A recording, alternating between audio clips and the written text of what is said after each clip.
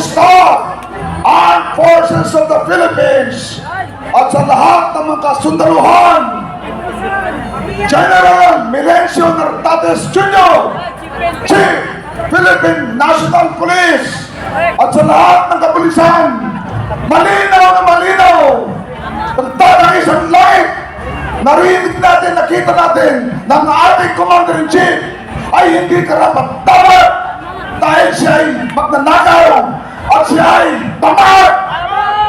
Kaya ang taong bayan, pakinggan ninyo ang kanyang sinisigaw, pakinggan ninyo ang mga taong bayan, ang sinasabi ng taong bayan, kayo ay kampihan ang taong bayan para sa laban nito.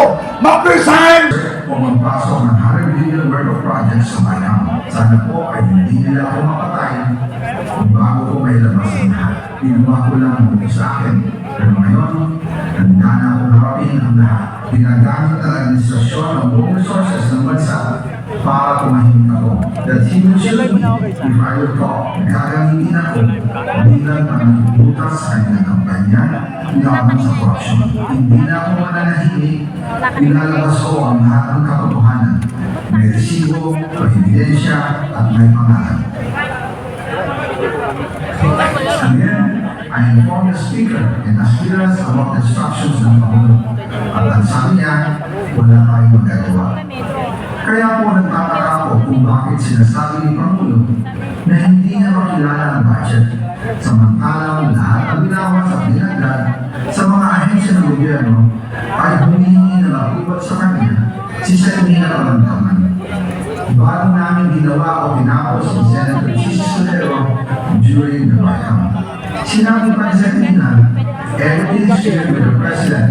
Basta importante, pasok ang pondo na request ng Pangulo.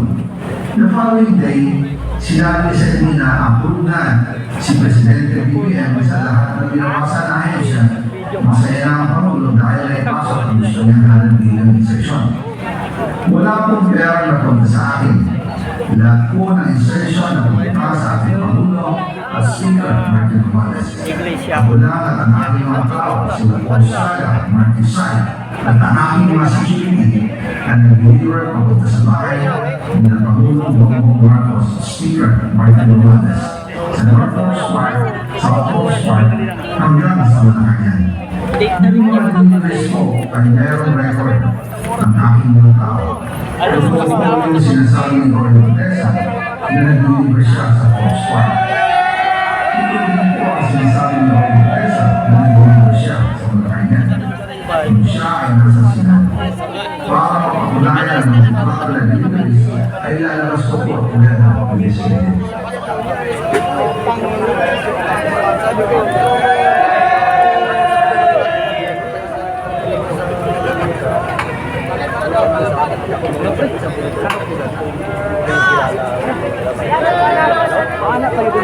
Ito, Biani Benjik ka, di ba?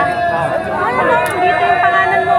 Pero yung, kaya nagtataka minsan napunta yung mga ID. Hello. Bakit yung may Engineer Bento, Quintag, na yung makamasa ko yung team. At After po ng approval ng budget sa General Appropriations Act of 2035, nagtanong po ako sa Liberal Gates kung magkano ang kailangan ibigay sa Office of the President o ang Shopee na binayan. Ang sinabi sa akin ay 25%. Ang ibig sabihin nito, 25% ng 100 million ang Shopee sa kailangan ibigay kay Dina mismo. In total, 24 billion ang napunta kay Pangulong Bongbong Marcos. Kaya ngayon, ay nahamon ko si Guzman Rimulya kung seryoso talaga siya sa mga sinasabi niya sa kanyang press release na idalaman niya pati si Martin Romualdez kung magbibigay ako ng ebidensya. Patunayan niya ngayon ang pronouncement niya. Inusigahan niya ang Dr. Brad at kanyang kaibigan na si Speaker Martin Romualdez kung talagang tumupad siya sa tungkulin niya. Inusigahan niya si President Bongbong Marcos. Sabi nga, hindi niya Luzona, let's do it right, at nangyari na kayo, hindi ko ba? Nananawagan din po ako sa Senado na inisigahan ang nanabili ng insertion ng Presidente. At ito po na yung gagawin ng Guzman na hindi ang hamon ko. Pero madali ang Senado sa investigasyon at ako ay naniniwala na dahil sa kanila, lalabas ang katotohanan. Maraming salamat sa inyong pakikinig at panaroon sa part 2 ni Congressman Saldi Co. O, syempre, meron pa tayong part 3. Nakikita mo ba kayo ng mga kaleta? Ano mo ba? Oo. Nandun pa rin pera, Queen. Magkaroon ka lang ng kaleta doon. Eh, pera ka na doon din. Syempre. Ako, I'm sure pera ng bayan yan. Pera ninyo ang lahat ng nakikita nyo na nasa maletang yan. So, kailangan nandito tayo. Kaya nga nandito tayo eh. Para pag-usapan natin kung ano ang ginagawa ng mga sinasabi niyong mga magnanakaw. Kasi na kailangan mo ibalik sa taong bayan. Totoo yan. Ako, pero bago ang lahat, meron kang in-acknowledge ba? I-acknowledge namin syempre ang presensya ng One Way Jesus Faith Fellowship. Nasaan kayo? Kapatid natin Kristiyano. Yan, welcome. Magandang hapon. Faith Fellowship. At ngayon, At syempre, eto. Kasi kanina Ulitin mo, General Romeo Bronner,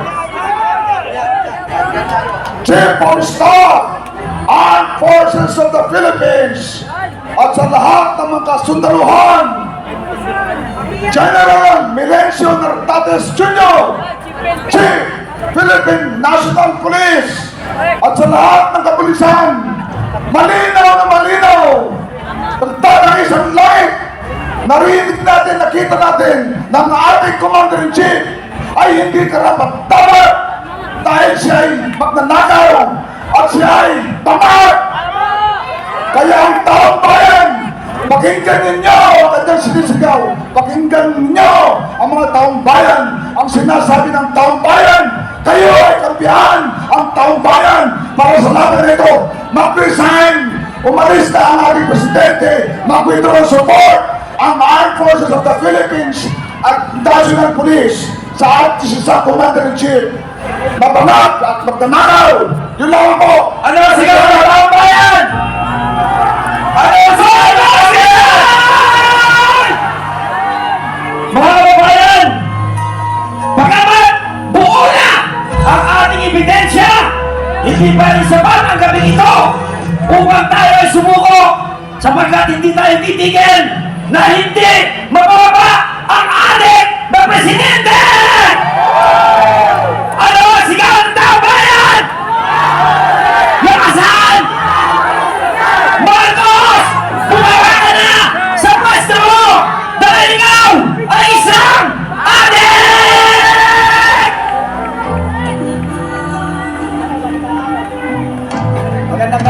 Magandang gabi sa lahat ng ating mga kababayan.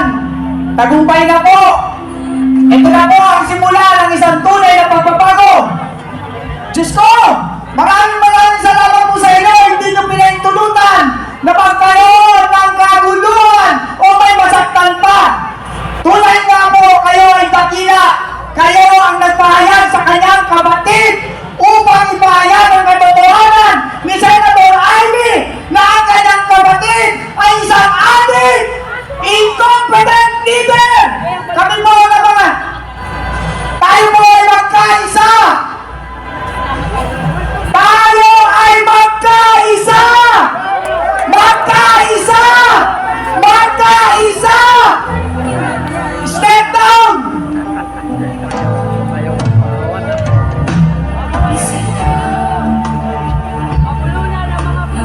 Antayin natin ang magkaisa.